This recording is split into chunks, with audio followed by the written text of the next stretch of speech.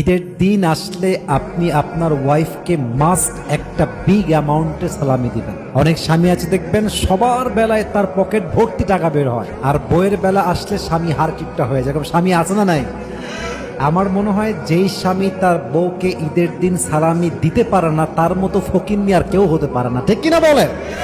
অনেক স্বামী আছে দেখবেন 200 টাকা 500 টাকা সালামি দেয়। আমার মনে হয় যে ঈদের দিন প্রত্যেকটা স্ত্রীর জন্য সর্বনিম্ন ঈদ সালামি হওয়া দরকার 1000 টাকা, ঠিক না? এখন আপনার স্বামীর যদি সামর্থ্য থাকে, অবশ্যই স্বামীর উচিত তার ওয়াইফকে এটা বলা যে জান তোমার কতটুকু ঈদ সালামি লাগবে আমাকে জাস্ট সংখ্যা বলো। তুমি আমার বিশ্বাস রেখেছো, তুমি আমার বাচ্চার মা, তুমি আমার লাইফের সবকিছু, তোমার যতটুকু লাগে জাস্ট সংখ্যা বলো। তোমার যা লাগবে আমার সামর্থ্য অনুযায়ী আমি অবশ্যই দেওয়ার চেষ্টা করব, ঠিক কিনা বলে? আল্লাহ প্রত্যেকটা স্বামীকে আমল করার তৌফিক দান করুক, পড়েন সবাই আমিন।